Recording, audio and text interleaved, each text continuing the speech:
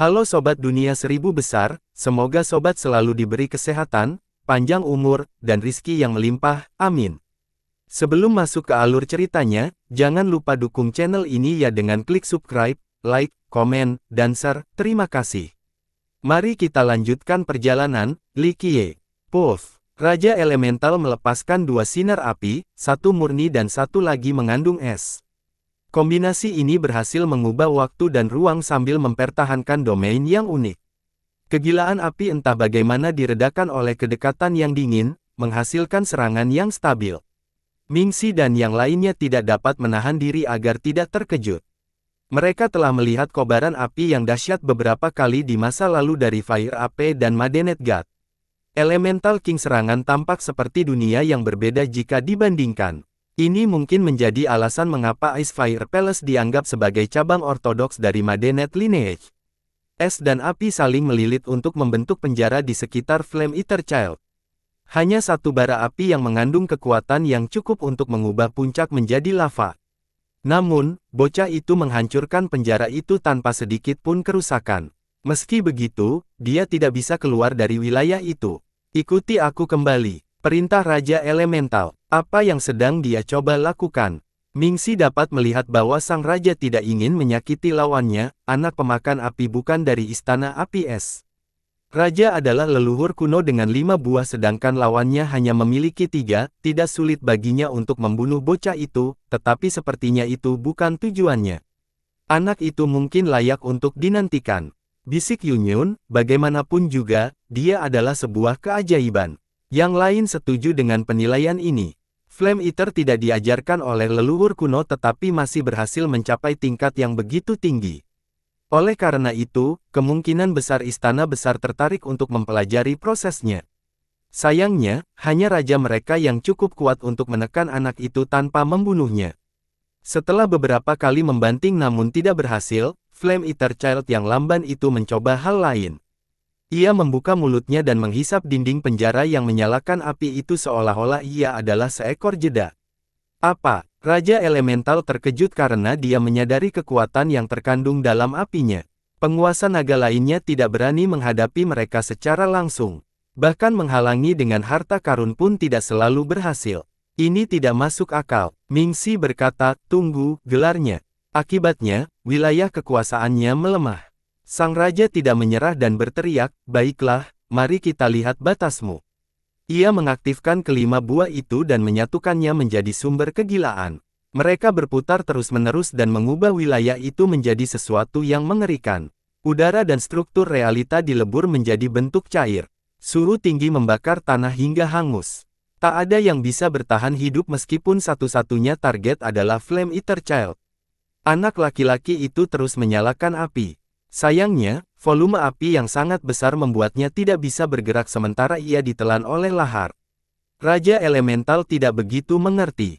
Dunia apinya tidak ada habisnya, tapi bocah itu entah bagaimana tidak mempengaruhi. Dia belum pernah mengalami hal seperti ini sebelumnya. Suara mendesing. Langit tiba-tiba menjadi gelap karena sosok besar mendekat. Matanya begitu besar sehingga menyerupai dua matahari. Raja Elemental, ini wilayahku. Sebuah suara berwibawa menggelegar. Naga pembohong. Goldcrest menjadi emosional. Ledakan. Sebuah cakar besar menghantam ke bawah, membuat takut semua yang berada dalam radius 10 juta mil. Maju. Raja Elemental mengirimkan domainnya yang gila ke atas untuk menghentikan cakar gelap. Itu. Gelombang kejut dari hantaman itu menghangatkan puncak-puncak gunung di perkemahan dan membuat takut para pemuda yang menonton. Elemental King mengerahkan seluruh kemampuannya, tetapi tetap tidak dapat menghentikan serangan telapak tangan itu. Kekuatannya menjatuhkannya ke tanah. Ketimpangan satu buah terlihat jelas. Meskipun penguasaan apinya sempurna, kerusakannya lebih lemah. Satu-satunya cara untuk menang adalah dengan memiliki teknik yang menantang surga. Mati. Raungan tirani naga liar mengintimidasi mereka yang ada di bawahnya. Ledakan. 3 sosok besar datang dan menghentikan pertempuran, menyebabkan gempa hebat. Berhentilah di sini, naga pembohong. Teriak ketiga sosok itu serempak, tampak seperti 3 dewa. Mereka adalah patung-patung gunung dengan berbagai bentuk. Jika bukan karena mata mereka yang hidup, orang lain akan mengira bahwa mereka hanyalah artefak belaka. Namun, mereka memancarkan aura yang kuat dan benar-benar hidup. Apa itu? Tanya Mingxi. 3 raksasa pelindung. Bisik Yunyun. Raksasa pelindung. Mingxi belum pernah mendengar tentang mereka sebelumnya. Pagoda Dewa Abadi, inilah pasukan tempur utama mereka. Para penjaga sudah ada di sini, kata Goldcrest. Siapakah para penjaga ini? Mingxi bertanya lagi. Pagoda penakluk abadi meninggalkan pagoda yang tak tertandingi bagi garis keturunan. Pagoda ini berfungsi sebagai tanah leluhur mereka, sumber utama dao mereka. Jadi, mereka meninggalkan patung-patung dan leluhur kuno di sana selama beberapa generasi. Yunyun menjelaskan lebih lanjut, hanya 3 Raja Naga 5 buah, sungguh sia-sia. Naga liar tertawa terbahak-bahak. Mereka yang berpikir bahwa begitulah seharusnya anggota nomor 1 dari 10 monster, selalu angkuh dan tak kenal takut. Tentu saja, dia juga cukup kuat untuk mengalahkan raksasa ketiga ini, belum lagi ini adalah wilayah kekuasaannya. Dengan kekuatan Dewa Ular, dia menjadi jauh lebih kuat dari sebelumnya. Ledakan. Sebuah pagoda muncul di saat genting ini dan secara otomatis memaksa para penguasa dan iblis jatuh ke tanah. Hal ini terjadi karena keberadaannya saja, bukan karena pagoda tersebut telah mengaktifkan kekuatannya. Hal itu memaksa awan hitam menghilang dan menampilkan wujud asli naga liar. Dia adalah naga api raksasa dengan sisik yang menyerupai logam cair. Di antara lempengan-lempengan itu mengalir lava, bukan daging. Perbedaan utama antara dia dan naga api lainnya adalah perut yang buncit seolah-olah dia baru saja menyantap hidangan lezat. Garis keturunannya sendiri memancarkan tekanan yang sangat besar dan mengintimidasi semua binatang buas lainnya. Biasanya, naga liar diselimuti oleh awan gelap dan kabut. Hanya sedikit yang mendapat kesempatan untuk melihat wujud aslinya hingga sekarang. Keberuntungan naga liar pasti gila. Goldcrest berkomentar, dia berevolusi menjadi naga sejati, meskipun garis keturunannya tipis. Wujud aslinya tidak seperti ini. Seperti apa yang terjadi sebelumnya? Tanya Mingxi. Dulu dia adalah naga tanah lava, jadi lebih mirip kadal gemuk yang meninggalkan lava di belakangnya. Kata Goldcrest. Haha, dia tertawa setelah membayangkan seekor kadal sedang berbaring. Ledakan. Kekuatan penekannya datang dari seorang lelaki tua yang memegang pagoda. Dia mengenakan jubah abu-abu, tampak berwibawa dan menakutkan. Tatapan matanya saja dapat menghancurkan 6 dao. Para pihak merasa mata ini mampu menyedot kehidupan mereka. Itulah seorang penjaga. Kurasa dia adalah leluhur kuno tertua di dewa. Bisik Yunyun. Orang tua, beraninya kau meninggalkan pagoda kuno. Naga pembohong tidak takut. Jangan berkeliaran lagi, naga pembohong. Ucap penjaga itu dengan dingin. Kau tidak akan bisa membunuhku hari ini taman bermainku. Naga pembohong tertawa. Keduanya jelas memiliki perseteruan yang berkelanjutan dan tampaknya Wild Dragon adalah pihak yang tidak dapat diunggulkan. Konon katanya penjaga ini hampir saja memiliki 7 buah suci. Jika ia naik lebih awal, ia pasti sudah memiliki 7 buah suci sekarang. Sayangnya, ia memilih untuk melindungi pagoda leluhur. Pertandingan ini sangat dinantikan dan penonton pun semakin banyak, meskipun dengan jarak yang aman. Yunyun dan teman-temannya juga mulai tertarik. Kita pergi. Li Qiye, di sisi lain, hanya peduli pada anak pemakan api yang telah pergi, tidak khawatir tentang naga liar meskipun pertempuran itu berpotensi berbahaya. Meskipun para pemuda ingin menonton, mereka tetap mengikuti Li Qiye. Setelah mereka agak jauh, mereka mendengar ledakan keras dari belakang. Mereka tetap melaju kencang agar bisa menyeimbangkan. Meski bocah itu tampak kikuk dan lambat, ia cepat sekali saat melintasi Demon.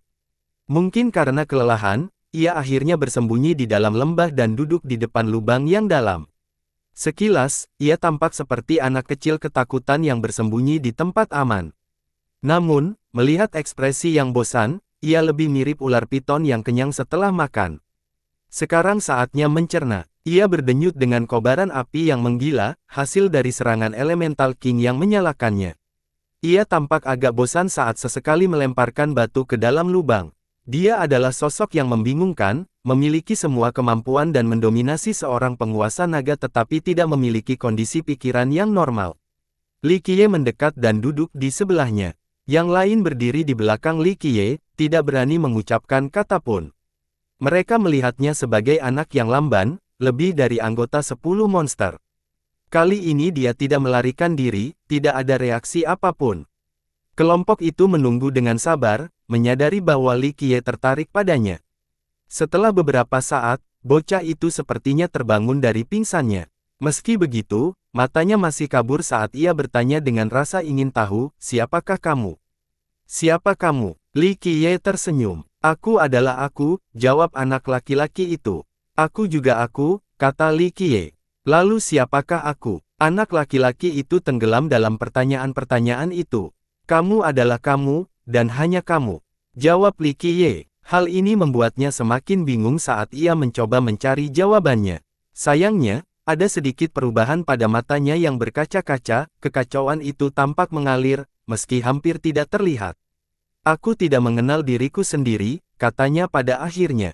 "Tanyakan pada hatimu," jawab Li Qiye. "Apa itu jantung?" tanya anak laki-laki itu. "Jantungnya ada di sini." Li Qiye meraih tangannya dan meletakkannya di dada kirinya, "Rasakan." Setelah beberapa detik, anak laki-laki itu tertawa kecil dan berkata, "Ada sesuatu yang mengalahkan. Rasakan, rasakan ketukannya." Li Qiye memimpin jalan agar dia merasakan iramanya, badum, badum, badum. Badum, badum, badum.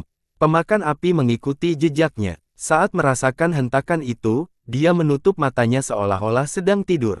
Air liur menetes dan membuatnya tampak lebih seperti putra penguasa daerah yang lamban, satu langkah lebih jauh dari penampilan seorang penguasa naga. Li Qiye tersenyum dan mengamati pemuda itu. "Bangsawan muda, apakah ini berhasil?" Yunyun bisa merasakan bahwa ini semacam hipnotis. "Terserah dia," kata Li Qiye, dia lupa dirinya sendiri atau tidak ingin mengingatnya. "Hah? Kenapa tidak?" tanya Ming Xi. "Hidup itu kejam." Li Qiye berkata, "Terkadang lebih baik melupakan daripada hidup dalam kematian." Dia punya masa lalu yang tertidur. Dia menatapnya dan tidak dapat menemukan skenario yang tepat untuk sengaja melakukan ini. "Tidak harus," Li Qiye menjawab, "mungkin ada alasan lain." "Apakah ada perbedaan antara melupakan diri sendiri dan secara aktif berusaha melupakan diri sendiri?" tanya Goldcrest. "Yang kedua adalah mekanisme penghindaran rasa sakit. Kasus pertama bisa lebih rumit, bisa jadi cedera atau hal lain," kata Li Qiye. "Apakah kamu bisa menebak jawabannya, bangsawan muda?" tanya Yunyun penasaran. Li Qiye menatap cakrawala dan menunggu dengan sabar sebelum menjawab, "Beberapa makhluk, setelah mencapai tingkat kekusutan tertentu, mungkin ingin melupakan diri mereka sendiri." Kelompok itu saling bertukar pandang dengan bingung. Li Qiye kemudian menoleh ke belakang dan melanjutkan, "Beberapa orang memiliki beban dan tanggung jawab yang berat, yang lain tidak dapat lagi menahan hati atau kekuatan dao mereka. Bagaimanapun, ada harga untuk segalanya, terutama untuk kekuatan. Salah satu harganya setara, tidak ada orang lain di atas sana," kata Yunyun. "Benar sekali," puji Li Qiye sambil tersenyum. "Kau terlalu baik, bangsawan muda." Dia menjawab dengan nada sedikit malu. "Amitabha, Amitabha." Sebuah suara terdengar dan kemudian muncullah aura Buddha yang membumbung tinggi. Seorang biksu muncul di hadapan gambar itu, seorang yang tampak santai dan ceria. Namun, semua hal di dalamnya memancarkan ajaran Buddha. Itu Mahayana lagi, biksu yang sangat dihormati. Anak-anak muda terkejut melihatnya. Meskipun demikian, mereka membungkuk untuk menyambutnya. Termasuk sang putri yang periang. "Dermawan, sepertinya kita terhubung oleh takdir." Biksu itu menyatukan kedua telapak tangan dan berkata pada Li Qiye, "Aku tidak ingin berkumpul dengan seorang pendeta, tidak ada hal baik yang bisa kulakukan." Li Qiye tersenyum dan pergi ke kolam bersantai, melepaskan sepatunya, dan bermain dengan udara. "Amitabha, hanya mereka yang benar-benar terhubung dengan ajaran Buddha yang mengatakan ajaranmu, mereka terikat oleh karma tanpa menyadarinya." Biksu itu tersenyum sebelum melepaskan sepatunya dan bergabung dengan Li Qiye untuk menikmati udara. "Biarlah aku mencoba mencerahkanmu sehingga kamu dapat mencapai Dao Buddhisme." Sang biksu tidak menyerah. Li Qiye akhirnya menatap biksu itu dan tersenyum menawan, ingin mencerahkannya. Berdengung, biksu itu diselimuti oleh bayangan seekor naga surgawi dengan 8 kaki. Yang lain tidak dapat menahan keinginan untuk bersujud di hadapan auranya yang luar biasa. Dia berusaha sekuat tenaga untuk menghentikan senyum Li Qiye. "Amitabha." Dia menundukkan kepalanya, tidak berani menatap Li Qiye.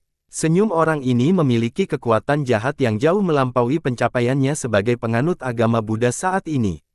Sebaliknya, dialah yang akan melakukan konversi. Avatarmu ini tidak bisa mengubahku. Li Qiye berhenti dan membekukan. Hal ini mengejutkan para pemuda dan membuat mereka menatap sang pendeta. Dia hanya seorang avatar. Para penguasa naga sebelumnya tidak menyadari apapun dan berasumsi bahwa dia adalah makhluk nyata. Ini berarti bahwa dia sebenarnya tidak ada di sini.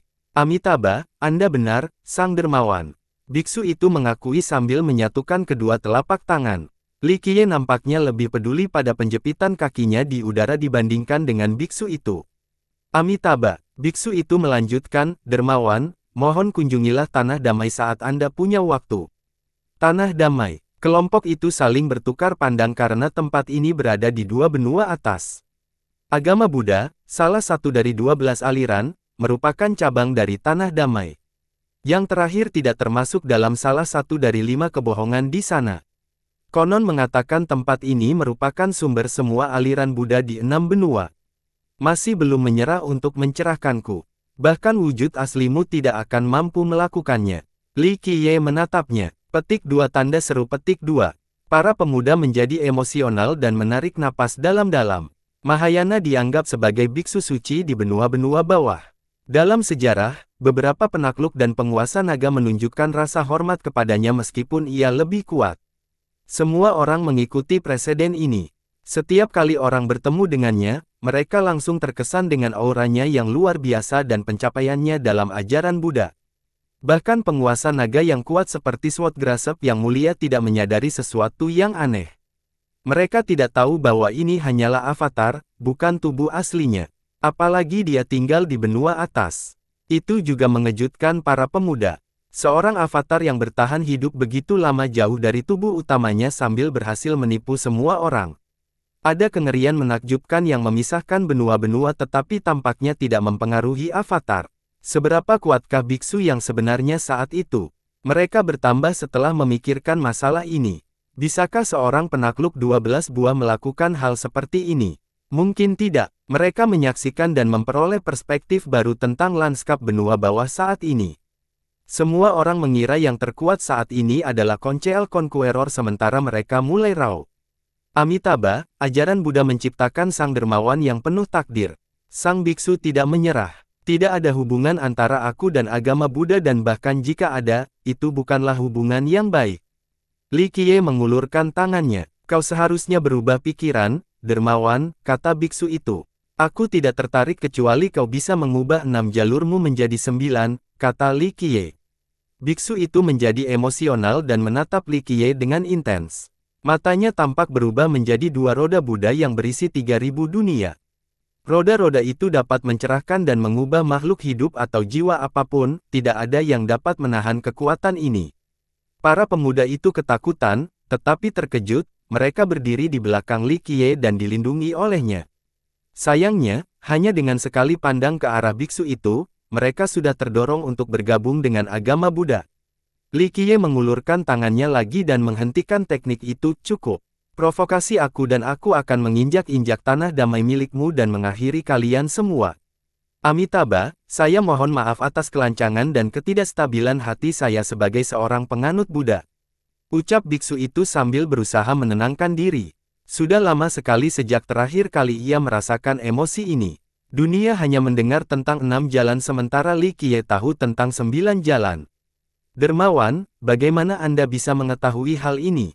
Biksu itu membungkuk, ingin belajar dari Li Qiye, apakah ini sesuatu yang bisa saya cari? Ia melaksanakan ritual penghormatan penuh untuk menunjukkan rasa hormat setinggi-tingginya sementara para pemuda menyaksikan dengan napas tertahan. Mereka menduga bahwa biksu itu setara dengan penakluk 12 buah. Sayangnya, dia masih tunduk di hadapan Li Qiye. Kalian para biksu punya kulit yang tebal. Li Qiye tidak punya pilihan selain menerima tawaran itu. Ia menambahkan dengan putus asa, sepertinya saya tidak bisa melepaskan diri dari nasib menyebalkan ini dengan agama Buddha. Sungguh merepotkan. Komentar ini merupakan tindakan bunuh diri karena menghina semua praktisi Buddha di 6 benua. Namun, biksu tersebut sangat gembira karena dia memahaminya. Derwan, apakah Anda ingin menikah dengan kami? Dia duduk bersila dan bertanya dengan hormat. Bukan itu masalahnya. Li Qiye menjawab, masalahnya adalah kalian para biksu begitu gigih dan menempel padaku seperti hantu. Aku tidak bisa membunuh kalian semua, kalian hanya menyeret ekor panjang kalian dari satu zaman ke zaman berikutnya. Amitabha, biksu itu sama sekali tidak marah dan malah senang, ini menunjukkan betapa kuatnya hubungan kita. Langit dan bumi mungkin akan hancur, dunia yang tak terhitung banyaknya mungkin akan runtuh, tetapi nasib agama Buddha tetap ada. Baiklah, tidak perlu menceritakan omong kosong ini padaku. Li Qiye berkata, ini mungkin bisa menipu orang lain, tapi tidak aku.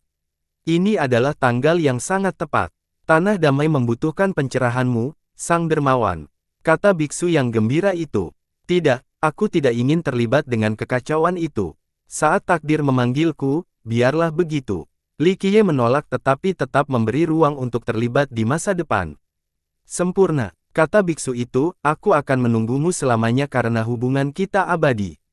Para pemuda merinding karena kedengarannya seperti sepasang kekasih yang tengah mengucapkan ikrar cinta. Saya hanya akan membantu sekali, terserah kalian semua untuk mencapai 9 jalan atau apapun. Kata Li Qiye, baiklah, Dermawan. Hanya itu yang kami butuhkan.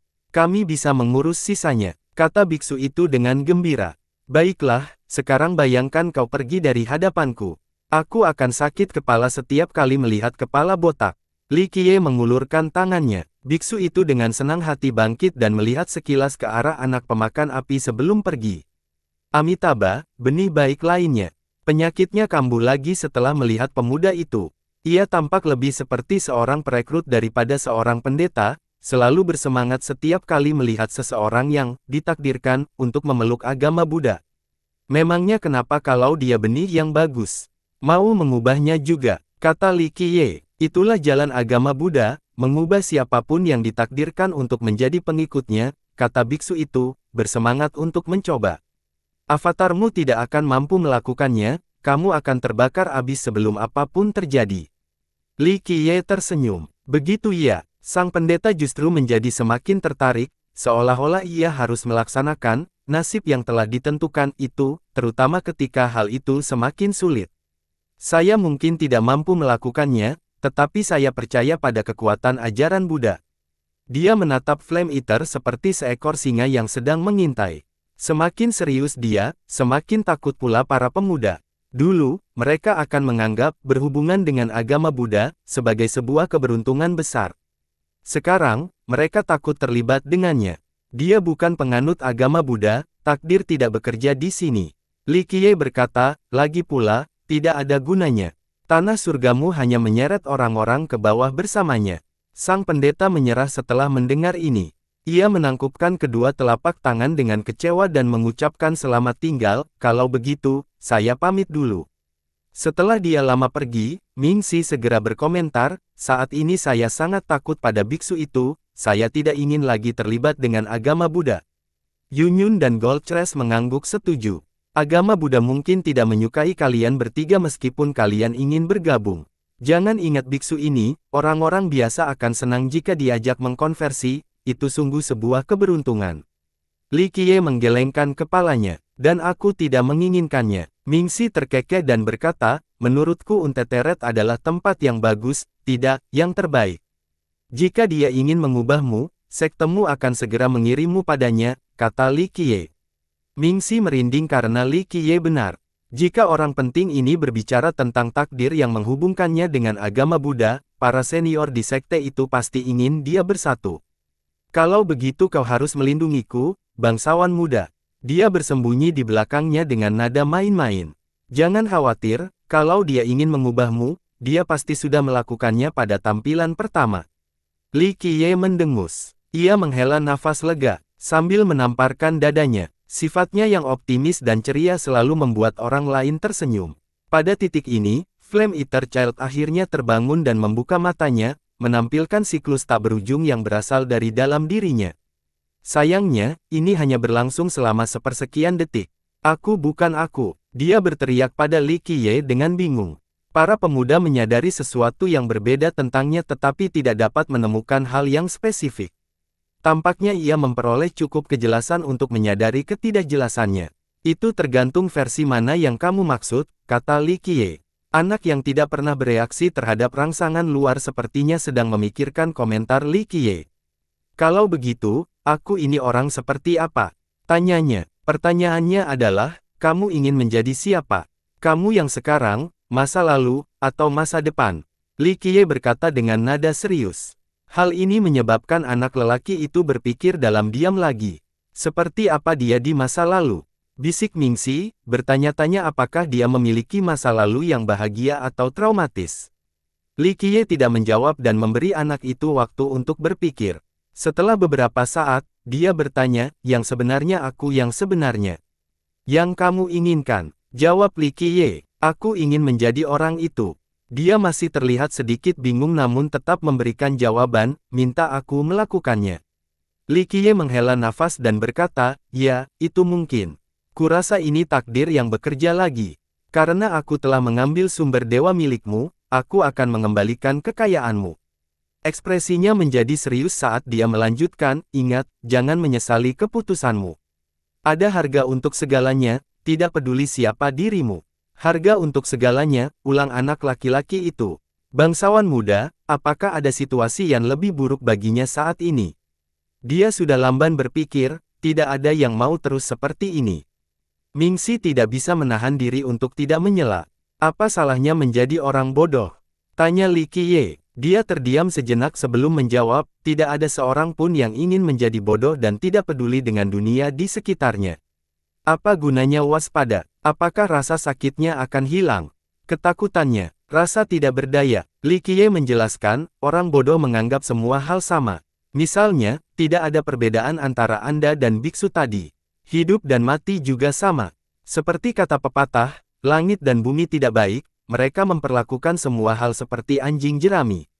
Dalam hal ini, apakah Anda orang bodoh atau Anda menguasai dunia? Mingxi dan Goldcrest memerlukan waktu untuk mencerna informasi ini. Yunyun, khususnya, menjadi emosional. Pengalamannya berbeda dengan mereka. Sebagai penerus The Alliance dan berpotensi menjadi primal di masa depan, orang lain memandangnya sebagai seorang yang kompeten dan bergengsi. Sayangnya, dia benar-benar berjuang, tidak mampu menahan beban dan tanggung jawab di pundaknya. Dia bisa pingsan kapan saja karena tekanan itu. Bagi orang lain, dia adalah penerus yang cantik dari keturunan yang hebat. Pada kenyataannya, dia berjuang seperti semut, terus-menerus berusaha untuk bertahan. Langit dan bumi tidaklah baik, mereka memperlakukan segala sesuatu seperti anjing jerami.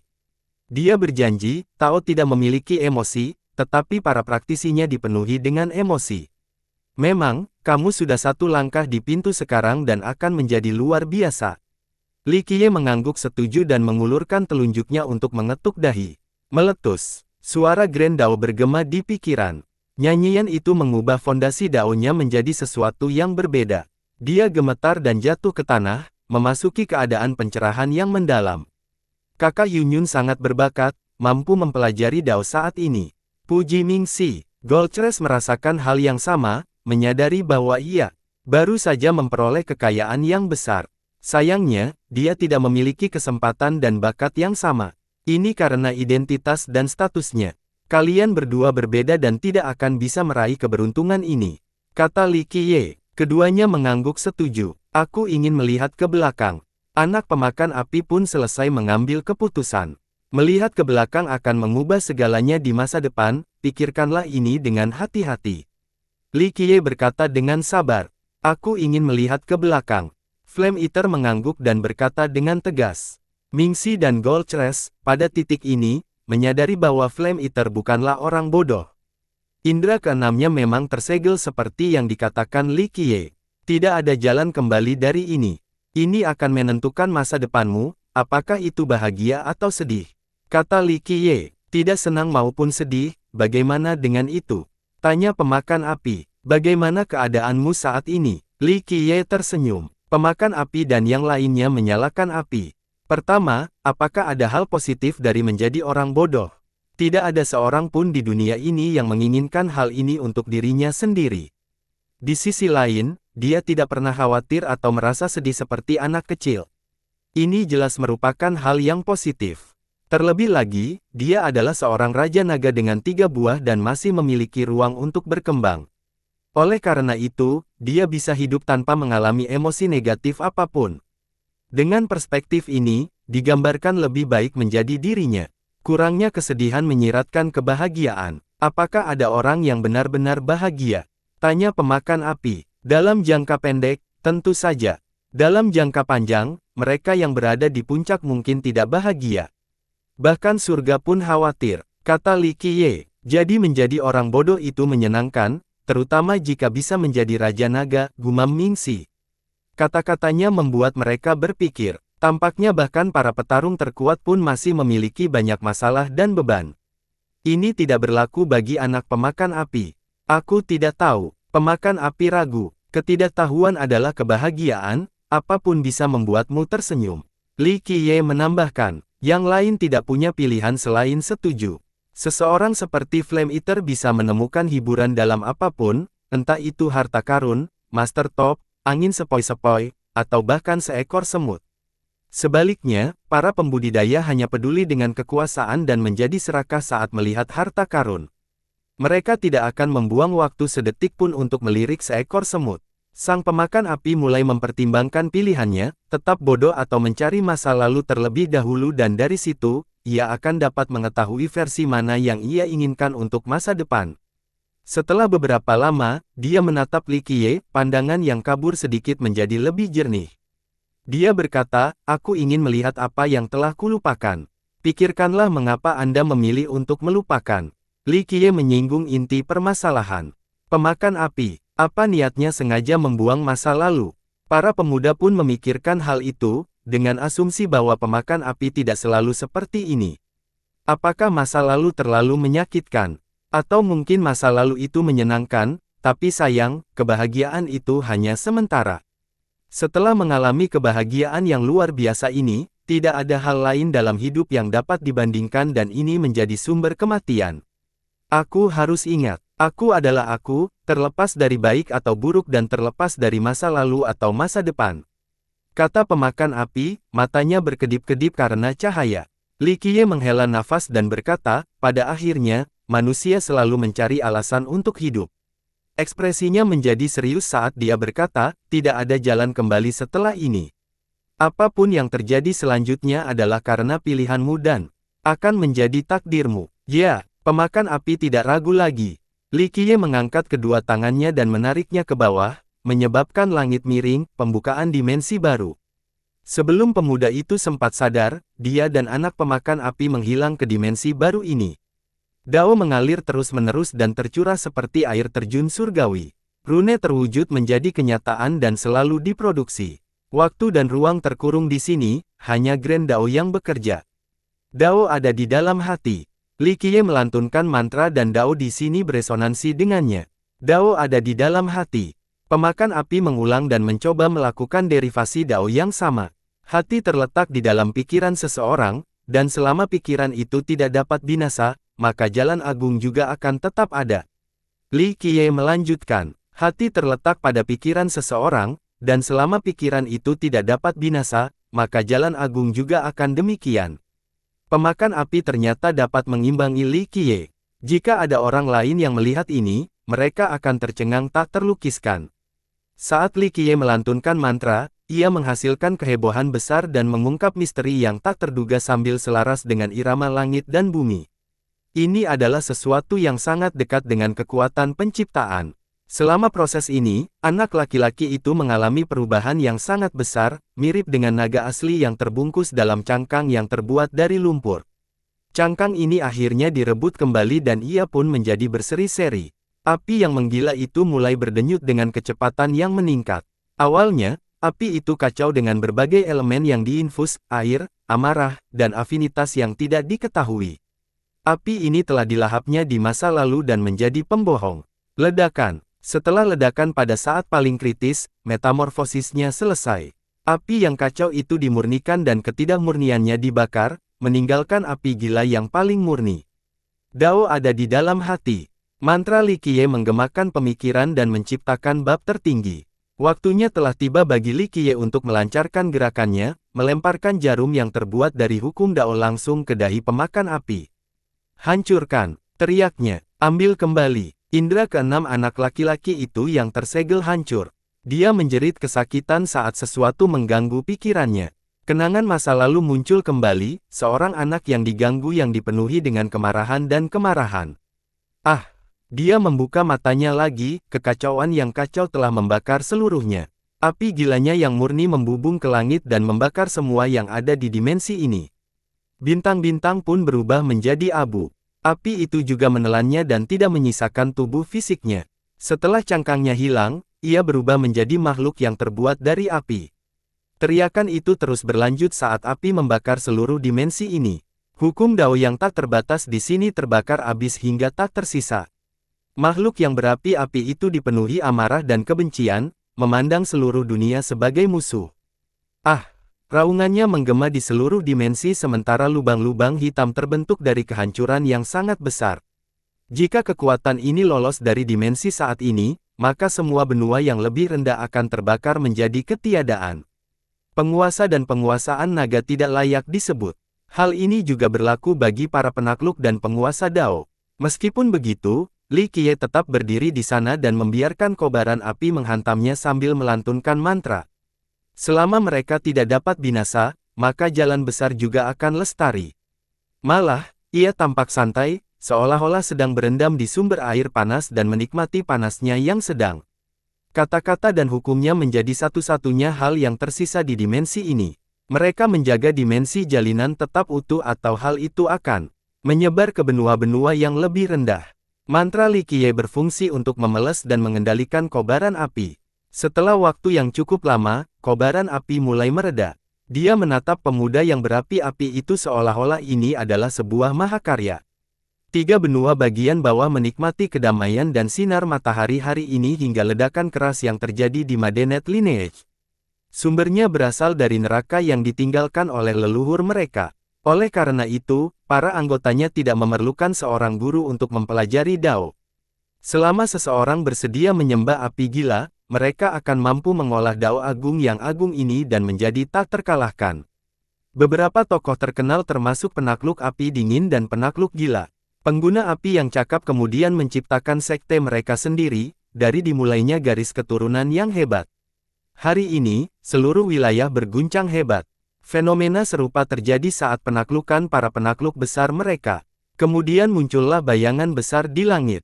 Bayangan itu dapat dilihat dari benua ketiga, bukan hanya Madenet.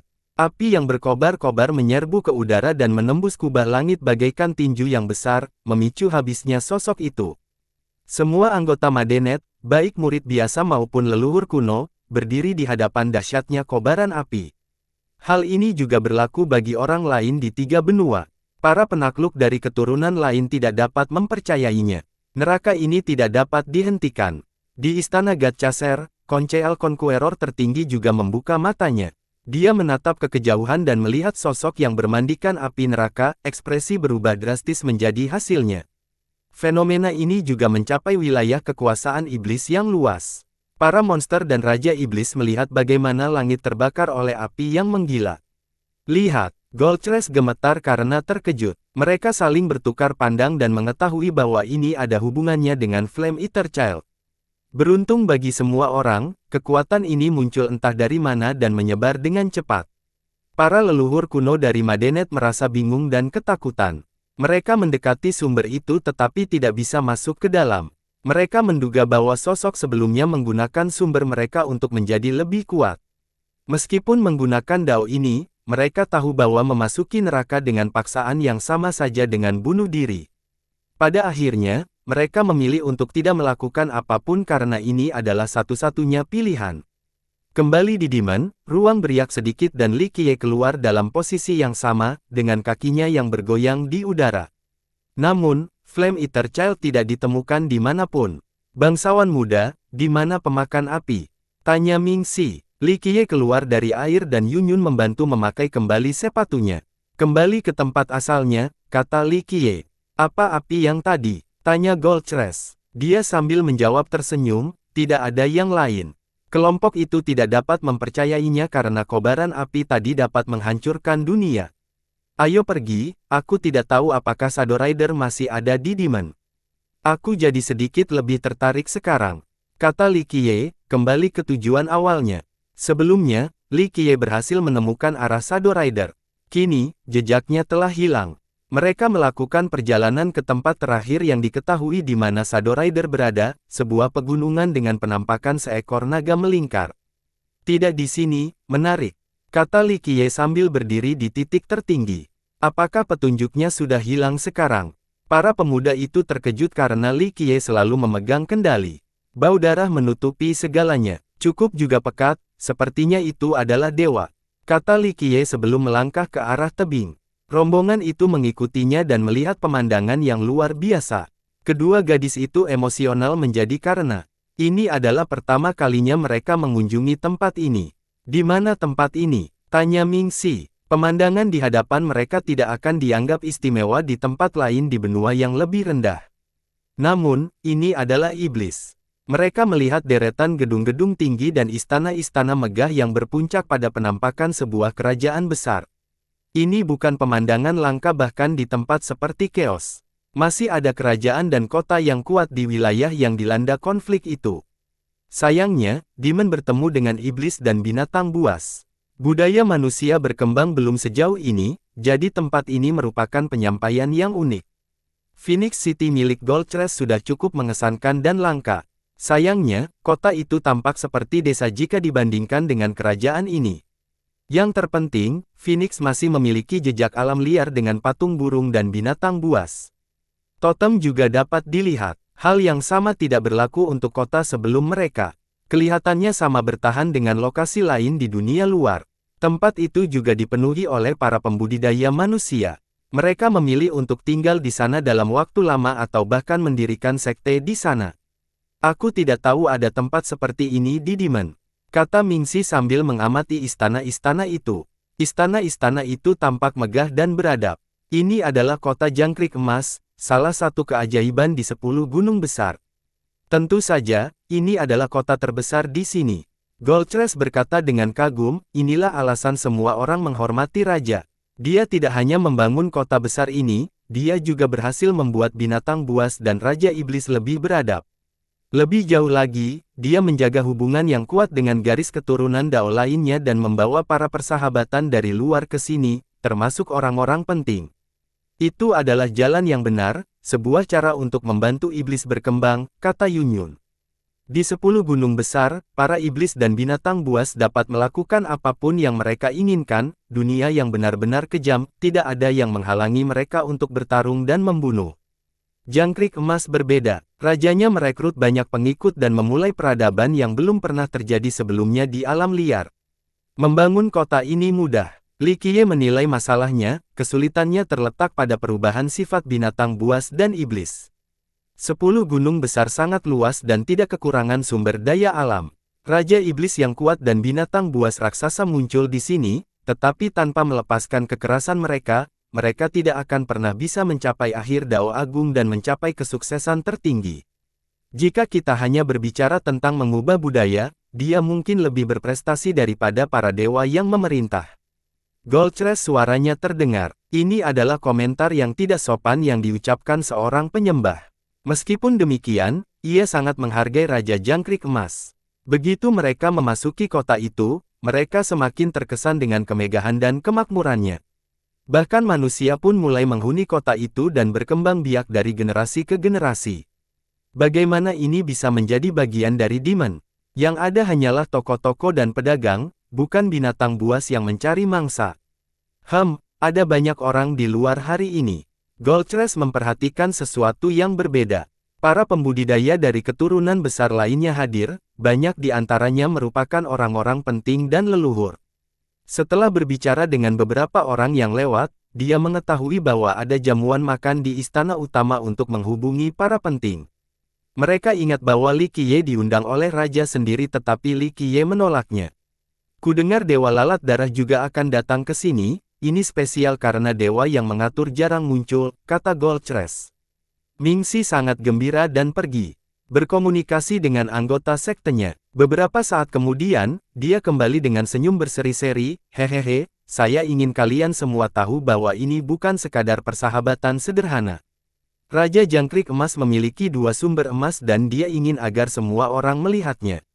Apa tujuannya? Yunyun merasa ini agak aneh. Menarik. Li Qiye berkata, jejak Shadow Rider terhalang oleh bau darah, sepertinya aku harus membicarakan dewa yang mengaturmu. Dewa lalat darah. Goldcrest menahan sambil memaksakan senyum, dia sedikit berbeda karena dia yang bertanggung jawab atas bak. Cabang dewa ini tidak seperti yang lain. Bagaimana? Tanya Ming Xi. Yah, ku dengar dia suka menghisap darah. Ini hanya rumor, aku sendiri belum melihatnya. Kata Goldcrest, tidak ingin bergosip tentang dewa yang berkuasa lainnya. Kedengarannya seperti menakutkan, Ming Xi bersembunyi. Ayo kita lihat dan kita akan segera mengetahuinya selama Shadow Rider ada di Golden Cicada. Li Qiye tersenyum. Goldcrest tidak punya pilihan selain memimpin jalan bagi Li Qiye. Sayangnya, dia merasa bahwa tidak ada hal baik yang akan terjadi bagi dewa lalat darah terlepas dari kekuatannya. Istana utama Golden Cicada dipenuhi oleh para iblis dan penguasa dari seluruh dunia. Tokoh-tokoh besar yang terkenal menduduki posisi utama. Misalnya, Yang Mulia Pemaham Pedang, Raja Tendril, dan Jun Cuichan. Cuichan tidak pernah menyembunyikan auranya dan membiarkan berkeliaran bebas. Hal ini membuat beberapa tamu kesal, tetapi mereka tidak melakukan apapun karena dia lebih kuat. Di sisi lain, Raja Sulur menyembunyikan auranya. Meskipun demikian, semua orang tetap menjaga jarak dan hanya melihatnya dari jauh. Kehadirannya yang agung melampaui seluruh kehadiran mereka, oleh karena itu perlu adanya ketundukan. Sedangkan untuk Sword Grasp yang mulia, aura pedang selalu membayangi, tidak ada yang berani mendekat karena sinar energi yang tersisa dapat menembus jantung mereka. Ketiganya adalah pakar terbaik yang saat ini berada di benua bawah. Hal ini berlaku 2 kali lipat bagi Tendril King dan Jun Cuichan karena potensi masa depan mereka yang sangat besar. Hanya sedikit orang yang cukup berpengaruh untuk mengundang mereka ke ceramah di dunia luar, apalagi Demon. Dengan demikian, kehadiran mereka menunjukkan betapa besarnya rasa hormat mereka terhadap Raja Jangkrik Emas. Sementara itu, para tamu terus berdatangan ke istana.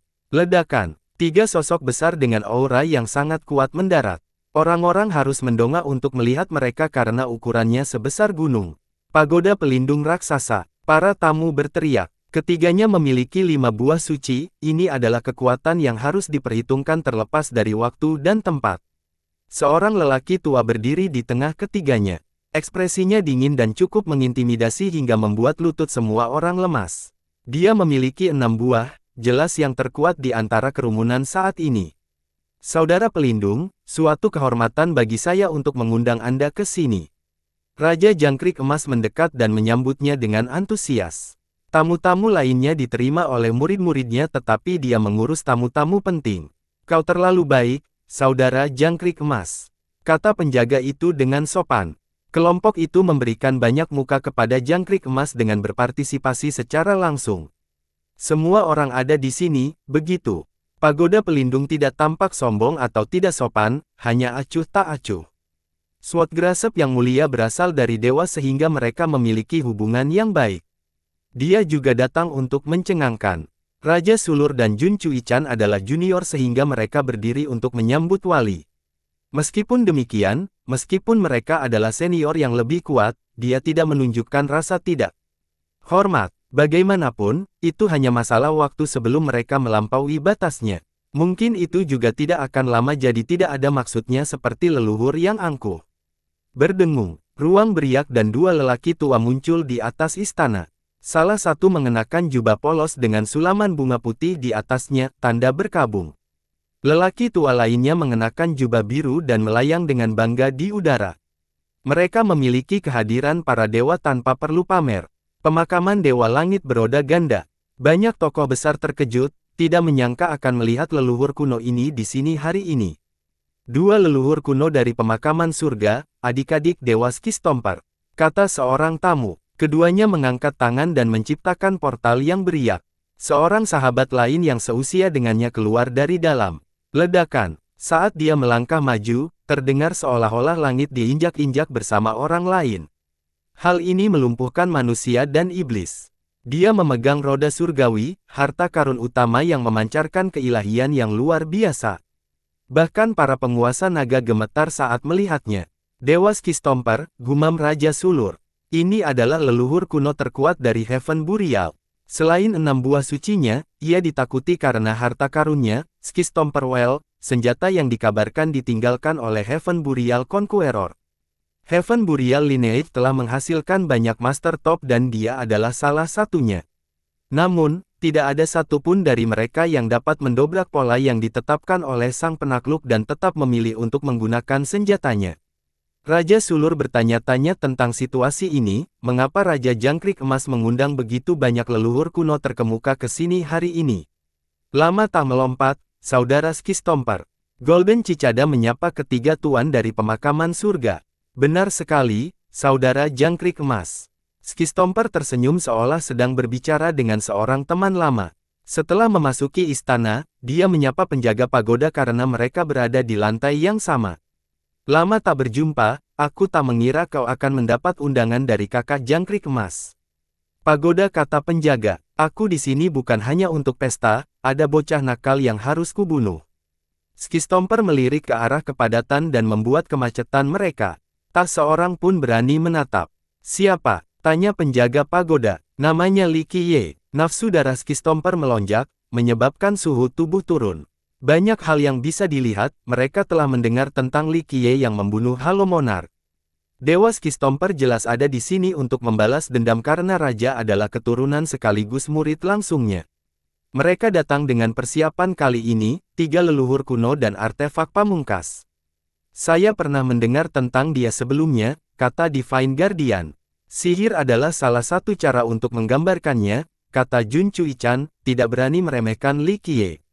Jadi apa, dia akan mati karena melawan dewa, kata pelindung ilahi, melepaskan keilahiannya yang mendominasi. Saya sangat setuju, tidak ada seorang pun yang dapat menentang garis keturunan kami.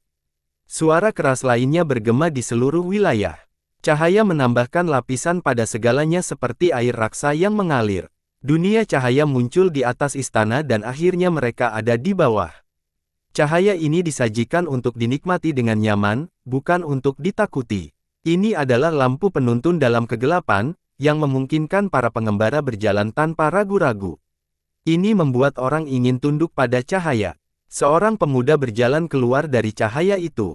Dia tampak biasa saja tetapi afinitas sucinya tak terbatas. Rupanya ada nyanyian pujian yang mengiringi cahaya itu sendiri. Itu tenang dan memesona. Beberapa orang merasa ingin tergeletak di hadapannya dan mencium kakinya. Ia mengusir kegelapan, tidak membiarkan apapun kecuali cahaya. Tampaknya ini merupakan jalan yang benar dari Grendao, lembut dan benar namun mendominasi. Raja bercahaya. Banyak ahli dan bahkan Raja Iblis ingin bergabung dengannya. Beberapa meneteskan air mata di pipi mereka karena hangatnya cahaya. Ini benar-benar berbeda dari Pagoda Guardian dan Skistomper God. Aura mereka kuat sementara kekudusan ini tidak lain hanyalah menenangkan. Semua orang berdiri setelah melihatnya termasuk para penguasa naga teratas. Dia dan 2 jenius lainnya berasal dari generasi yang sama tetapi dia satu langkah di atas mereka dalam hal kekuatan.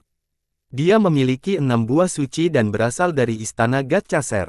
Meskipun dia bukan satu-satunya yang memiliki buah sebanyak ini di sini, dia masih punya ruang untuk tumbuh. 6 buah mungkin merupakan batas leluhur kuno seperti Pagoda Guardian dan Skistomper God. Faktanya, mengingat usia dan bakatnya, ia memiliki kesempatan untuk memperoleh 12 buah suci dan menciptakan pohon suci, jalan sejati menuju puncak. Dalam arti tertentu, ia bertekad untuk dilahirkan di era dan sekte yang sama dengan Conceal Conqueror. Dia, lebih sering daripada tidak, lebih unggul darinya. Para leluhur kuno harus keluar lagi untuk menyambut pendatang baru ini. Cahayamu telah mencapai batasnya, kau akan segera memperoleh buah ke-7. Jun Cui-chan yang sombong menghormati kejeniusan yang cakap ini. Ini membutuhkan lebih banyak waktu, sama seperti hanya masalah waktu sebelum kau mencapai dan melampauiku. Radiant Monarch tersenyum cerah, memiliki karisma tanpa penampilan fisik yang mengesankan.